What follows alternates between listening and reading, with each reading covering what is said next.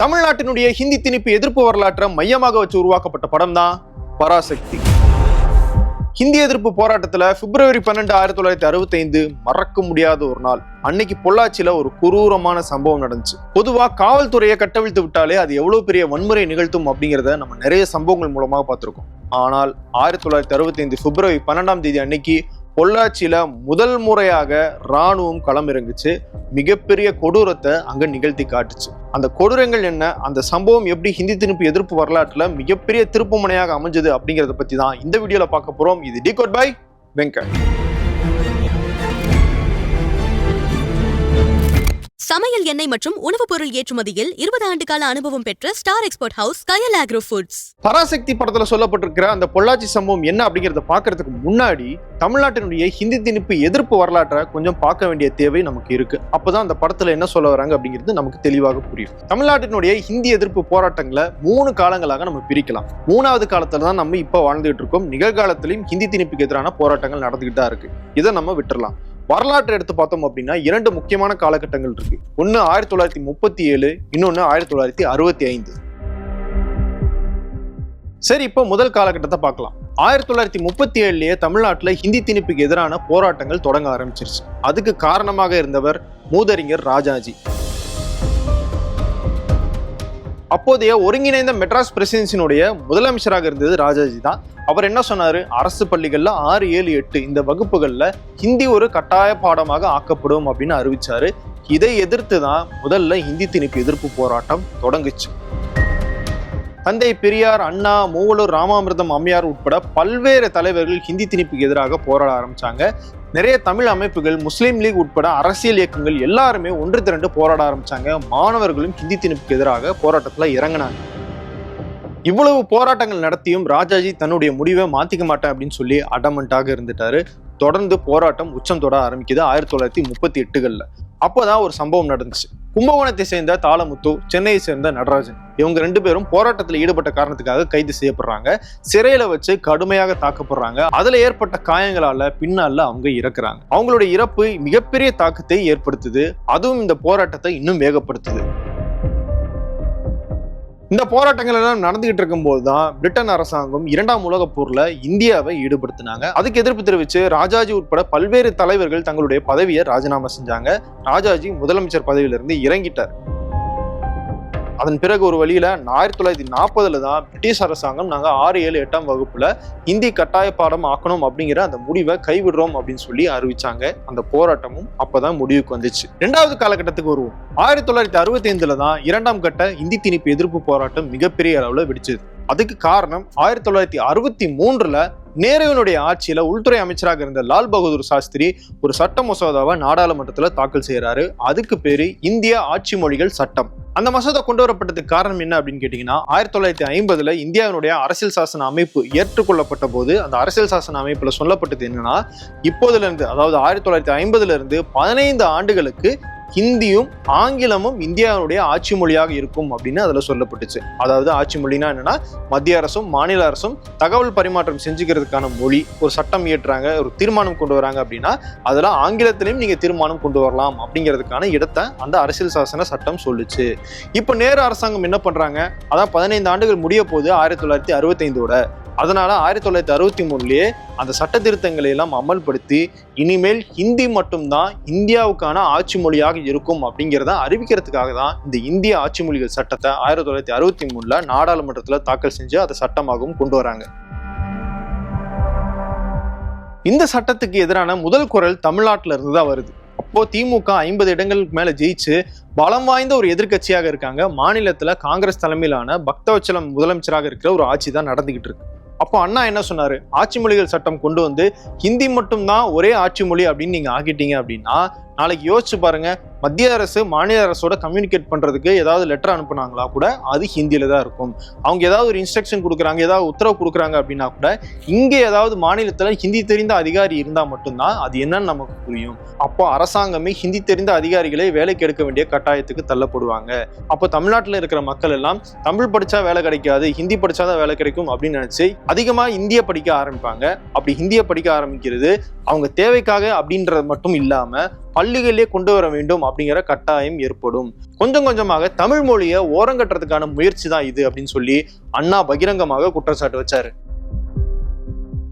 மாநில மொழிகளை ஓரங்கட்டுறதன் மூலமாக ஹிந்தியை இந்தியா முழுக்க பரவலாக்கி அதிகாரத்தை மையத்துல வச்சுக்கிட்டு மாநிலங்களை ஒடுக்கணும் அப்படிங்கிற காரணத்துக்காக தான் இதை செய்யறாங்க அப்படின்னு அண்ணா பேசுறாரு.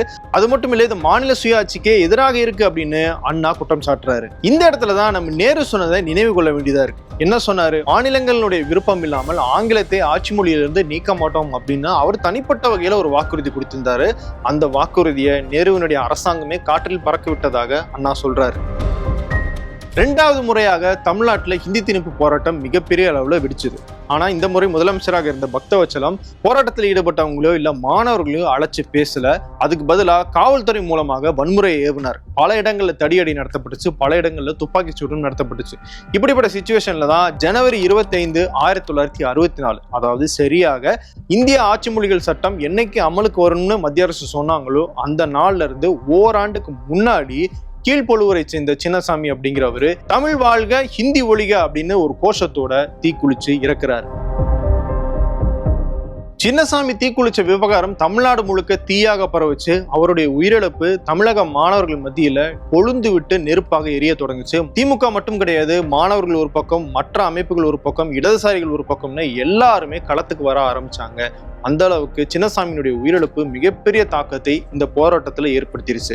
கீழ்பொழுவூர் சின்னசாமியின் நினைவாக தான் அவர் தீக்குளிச்ச அந்த ஜனவரி 25ஆம் தேதியை இப்போ வரைக்கும் தமிழ்நாடு அரசு மொழிப்போர் தியாகிகள் தினமாக அனுசரிச்சுக்கிட்டு இருக்காங்க. சின்னசாமியை தொடர்ந்து அடுத்தடுத்த அதிர்ச்சிகரமான செய்திகள் வந்துகிட்டே இருந்துச்சு. தொடர்ந்து கோடம்பாக்கம் சிவலிங்கம், விருகம்பாக்கம் அரங்கநாதன், கீரனூர் முத்து, ராஜேந்திரன், சத்தியமங்கலம் முத்து, வீரப்பன், சண்முகம், பீளமேடு தண்டபாணி, மயிலாடுதுறை சாரங்கபாணின்னு அடுத்தடுத்து தீக்குளிக்கும் செய்திகள் வந்து மிகப்பெரிய அதிர்வலையை ஏற்படுத்துச்சு.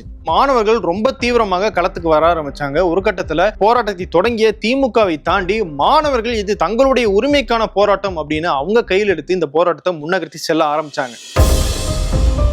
ஆனாலும் முதல்வர் பக்தவச்சலம் கொஞ்சம் கூட தன்னுடைய நிலைப்பாட்டில் எந்த விதமான மாற்றத்தையும் பண்ணிக்கல. காவல்துறையை தாண்டி இந்த போராட்டங்கள் எல்லாம் முடுக்கிறதுக்கு ராணுவத்தை வர வச்சு இன்னும் வன்முறையை மிகப்பெரிய அளவில் வளர செஞ்சாரு. 1965 ஜனவரி 25, அதாவது சரியாக இந்திய ஆட்சி மொழிகள் சட்டம் அமலுக்கு வர்றதுக்கு ஒரு நாளைக்கு முன்னாடி திமுக மிகப்பெரிய போராட்டத்தில் ஈடுபட்டாங்க. பேரறிஞர் அண்ணா உட்பட திமுகவினர் கைது செய்யப்பட்டாங்க. அப்போதுல இருந்து அந்த போராட்டம் மிகப்பெரிய அளவில் வெடிக்க ஆரம்பிச்சது. மார்ச் வரைக்கும் தொடர்ந்து கிட்டத்தட்ட 50 நாட்கள் இந்த போராட்டம் நீடிச்சது. போராட்டத்தினுடைய உச்சகட்ட காலம் அப்படின்னு இந்த 50 நாட்களை சொல்லலாம். இதுக்கு மேலேயும் முதல்வராக இருந்த பக்தவச்சலத்தால பொறுமையாக இருக்க முடியல. ஒரு கட்டத்துல தன்னுடைய முடிவை மாத்திக்கிறது அப்படிங்கிற நிலைப்பாட்டுக்கு வராரு. அப்போ மத்தியில லால் பகதூர் சாஸ்திரி பிரதமராகவும் இருக்காரு. அவரோட பேசி மாணவர் தலைவர்களை அழைச்சு பேசுறாரு.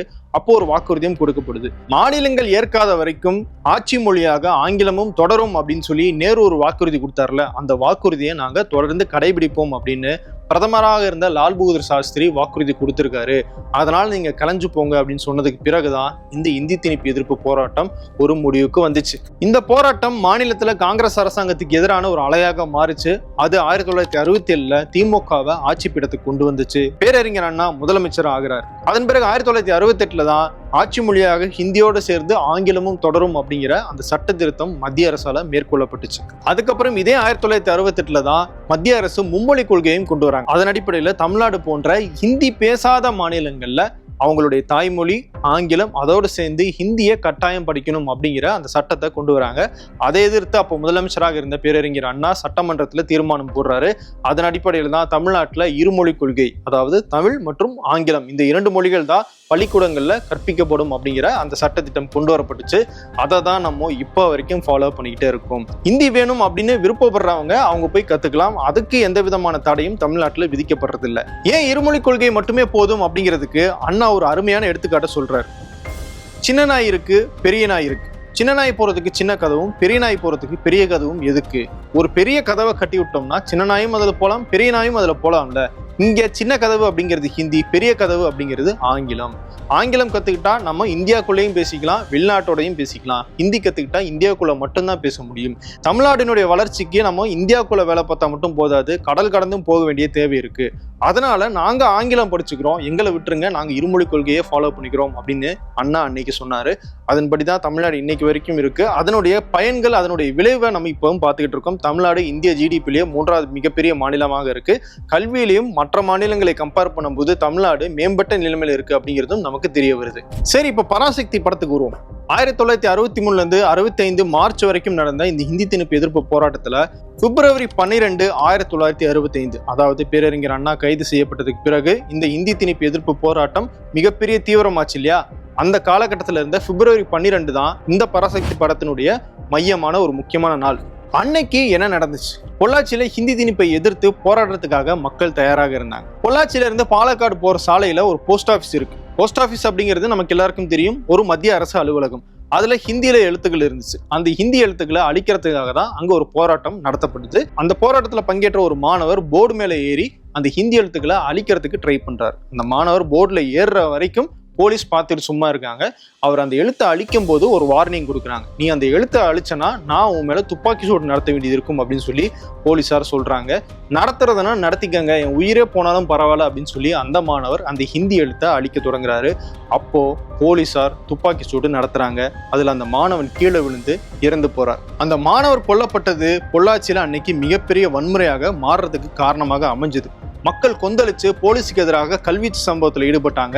பொள்ளாச்சி நகரம் முழுக்க அங்கங்க பெரிய பெரிய தடைகளை உருவாக்கினாங்க. தங்களுடைய வீட்டில் இருக்கிற பொருட்கள், வாகனங்கள் இதெல்லாம் எடுத்துட்டு வந்து ரோட்ல போட்டு போலீஸ் வாகனங்கள் போக முடியாத வகையில அதையெல்லாம் எரிச்சு தள்ளினாங்க. இன்னொரு பக்கம் போலீஸும் தடியடி, துப்பாக்கி சூடு, கைது அப்படின்னு வன்முறையை ஏவி விட்டாங்க. இவ்வளவு செஞ்சதுக்கு பிறகும் மக்களுடைய போராட்டத்தை காவல்துறையால கட்டுப்படுத்த முடியல. அந்த நேரத்துல தான் கோயம்புத்தூர்ல இருந்து ராணுவப்படை முதல் முறையாக தமிழ்நாட்டுல ஒரு போராட்டத்தை கட்டுப்படுத்துறதுக்காக களம் இறக்கப்படுது. பொள்ளாச்சிக்குள்ள ராணுவம் வராங்க. சாலையை மறிச்சு போராட்டத்தில் ஈடுபட்டு இருந்தவங்களை பார்த்து உடனடியாக கலைஞ்சு போங்க, இல்லாட்டி துப்பாக்கி சூடு நடத்துவோம் அப்படின்னு மிரட்டுறாங்க. அவங்க வார்னிங் கொடுத்து போராடிய மக்கள் கலைந்து போறதுக்கு முன்னாடியே ராணுவத்தினர் துப்பாக்கி சூடு நடத்த ஆரம்பிக்கிறாங்க. அதுவும் சாதாரண துப்பாக்கிகள் கிடையாது, இயந்திர துப்பாக்கிகள் மூலமாக ராணுவத்தினர் சாதாரண அப்பாவி பொதுமக்கள் மேல தாக்குதல் நடத்தினாங்க அப்படிங்கிறது தான் பதியப்பட்ட குரூரமான வரலாறு. ராணுவம் நடத்தின முதல் துப்பாக்கி சூட்டுல கொத்து கொத்தாக மக்கள் செத்து விழுந்தாங்க. அதுல ஒரு 4 வயது சிறுமியும் இருந்தாங்க. அவருடைய அப்பா தூக்கிட்டு வந்திருந்தார் போல இருக்கு. அந்த சிறுமி இருக்கு, துப்பாக்கி சூடு நடத்தாதீங்க அப்படின்னு கதர்ன போதும் அதையெல்லாம் மதிக்காம ராணுவத்தினர் துப்பாக்கி சூடு நடத்திருக்காங்க. இன்னொரு 10 வயது சிறுவன் ஒரு ஆளுக்கு பின்னாடி பயந்து ஒளிஞ்சிட்டு இருந்திருக்காரு. அந்த நபர் மேல ராணுவத்தினுடைய புல்லட் பட்டு அந்த புல்லட் அவரை வயித்தை கிழிச்சிட்டு போய் பின்னாடி நின்றுட்டு இருந்த அந்த சிறுவனுடைய மண்டையில் அடிச்சு அந்த சிறுவனும் அந்த நபர் 2 பேருமே இறந்து போனாங்க. கண்ணில் படுறவங்களை எல்லாம் கண்மூடித்தனமாக சுட்டு தள்ளுறாங்க ராணுவத்தினர். இறந்தவங்க தங்களுடைய குடும்பத்தை சேர்ந்தவங்க அப்படின்னு வீட்டுல இருக்கவங்க அழக்கூட முடியல. அப்படி அழுதாங்கன்னா அந்த சத்தம் கேட்ட ராணுவத்தினர் வந்து பிடிச்சிட்டு போயிடுவாங்க அப்படிங்கிற பயத்துல மக்கள் இருந்தாங்க. இறந்து கிடந்த தங்களுடைய உறவினர்களுடைய உடலை தூக்குறதுக்கு கூட அவங்களால வெளியே போக முடியாத ஒரு கொடூரமான சிச்சுவேஷன் தான் அன்னைக்கு பொள்ளாச்சியில இருந்துச்சு. அது மட்டும் இல்லை, இந்த தகவல் எல்லாம் வெளி உலகத்துக்கு போகக்கூடாது அப்படிங்கிறதுக்காக கொல்லப்பட்டவங்களுடைய பிணங்களை எடுத்துட்டு போய் பழனி சாலையில இருந்த ஒரு சுடுகாட்டுல வச்சு ராணுவத்தினரே மொத்தமாக எரிக்கிறாங்க. அந்த சுடுகாட்டு பக்கமாக ஏதாவது பஸ் போச்சுன்னா கூட அந்த பஸ்ல இருக்கிற யாரும் ஜன்னல் வழியாக அந்த சுடுகாட்டு பக்கம் பார்க்க கூடாது அப்படிங்கறத சொல்லி மிரட்டி தான் அந்த பஸ்ஸை அனுமதிக்கிறாங்க. அந்த பக்கம் யாரு கடந்து போனாலும் அந்த பக்கம் இருக்கிறவங்க யாருமே அந்த சுடுகாட்டு பக்கம் பார்க்க கூடாது அப்படின்னு மிரட்டி அச்சுறுத்தி தான் ராணுவம் அன்னைக்கு அந்த பிணங்களை எல்லாம் எரிச்சாங்க அப்படிங்கிறது பதிவு செய்யப்பட்ட வரலாறு. 12 நாள் ராணுவம் பொள்ளாச்சியில முகாமிட்டு கொத்து கொத்தாக நிறைய பேரை கொன்னு தள்ளுறாங்க. அதுக்கப்புறமாக தான் அவங்க அங்கிருந்து வெளியேறாங்க. இந்த ராணுவ தாக்குதல் பத்தி முதலமைச்சராக இருந்த பக்தவச்சலத்துக்கிட்ட சட்டமன்றத்துல கடுமையான கேள்விகள் எழுப்பப்படுது. எப்படி ராணுவம் தாக்குதல் நடத்தினாங்க, போலீசாரை மீறி ராணுவம் களத்துக்கு வந்தது யாருடைய உத்தரவின் பேர்ல அப்படின்னு கேள்வி கேட்கிறாங்க.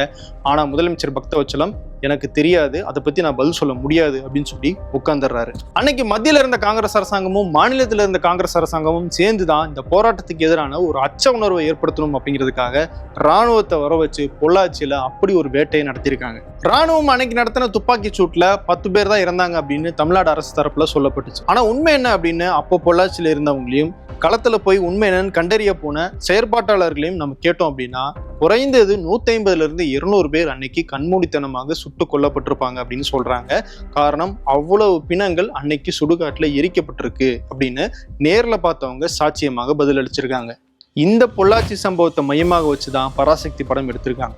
இவ்வளவு தியாகங்கள், இவ்வளவு உயிரிழப்புகள், இவ்வளவு கொடுமைகள், இதையெல்லாம் தாண்டி தான் இன்னைக்கு நம்ம தமிழ்நாட்டில் பள்ளிகளில் தமிழை ஒரு பாடமாக படிச்சுக்கிட்டு இருக்கோம், தமிழில் பேசி வாழ்ந்துகிட்டு இருக்கோம். இந்த துயரங்கள் எல்லாம் நடந்து கிட்டத்தட்ட 60 ஆண்டுகள் ஆயிடுச்சு. இன்னமும் இந்த ஹிந்தி திணிப்புக்கு எதிரான போராட்டம் அப்படிங்கிறது தொடர்ந்துகிட்டே தான் இருக்கு. ஆனா வெவ்வேறு வடிவங்கள்ல தொடர்ந்துகிட்டு இருக்கு. இப்போ புதிய தேசிய கல்விக் கொள்கை அப்படின்னு 2020 மத்திய அரசு கொண்டு வந்த அந்த திட்டத்தின் மூலமாக தமிழ்நாட்டில் மும்மொழி கொள்கையை அமல்படுத்தணும் அப்படின்னு மத்திய அரசு ஒரு நிபந்தனை வச்சுக்கிட்டு இருக்காங்க. அப்படி ஏத்துக்கிட்டா மட்டும்தான் நாங்க கல்வி கல்விக்கான மத்திய அரசினுடைய நிதியை விடுவிப்போம் அப்படின்னு சொல்லி பிளாக்மெயிலும் பண்ணிக்கிட்டு இருக்காங்க.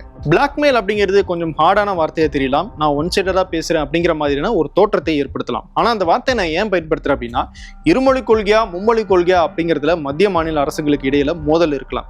அதை அவங்க உட்கார்ந்து தீக்கணும், அது வேற பிரச்சனை. ஆனா அதுக்காக மாணவர்களுடைய கல்வி நிதியை நிறுத்தி வைப்பேன் அப்படின்னு மத்திய அரசு சொல்றதுல என்ன நியாயம் இருக்கு? தமிழ்நாட்டு மாணவர்களுடைய கல்வியே பாதிக்கப்பட்டாலும் பரவாயில்ல, ஹிந்தியை நாங்க கொண்டு வந்தே தீர்வோம் அப்படின்னு ஒரு ஸ்டாண்ட்ல நிக்கிறாங்கல்ல மத்திய அரசு. இதை தான் தமிழ்நாடு ஹிந்தி திணிப்பு அப்படின்னு சொல்லி காலங்காலமாக எதிர்த்து போராடிக்கிட்டு இருக்காங்க. மத்திய கல்வித்துறை அமைச்சர் தர்மேந்திர பிரதான் மாணவர்களுடைய கல்வியில அரசியல் செய்யாதீங்கன்னு தமிழ்நாடு அரசை பார்த்து சொல்றாரு. ஆனா அரசியல் செஞ்சதுனாலதான் தமிழ்நாட்டினுடைய மாணவர்களுக்கு கல்வியே கிடைச்சது அப்படிங்கிறது தமிழ்நாட்டினுடைய வரலாறு. அந்த வரலாற்றை ஞாபகப்படுத்துற வகையில தான் பராசக்தி படம் அமைஞ்சிருக்கு அப்படிங்கிறத சொல்லிட்டு விடைபெறுகிறேன். வேறொரு வீடியோல மீண்டும் சந்திப்போம். நன்றி. 20 ஆண்டுகளாக உலக நாடுகளுக்கு உயர்தர சமையல் எண்ணெய் மற்றும் உணவுப் பொருட்கள் ஏற்றுமதியில் இந்திய அரசின் ஸ்டார் எக்ஸ்போர்ட் ஹவுஸ் அங்கீகாரம் பெற்ற கயல் ஆக்ரோ ஃபுட்ஸ்.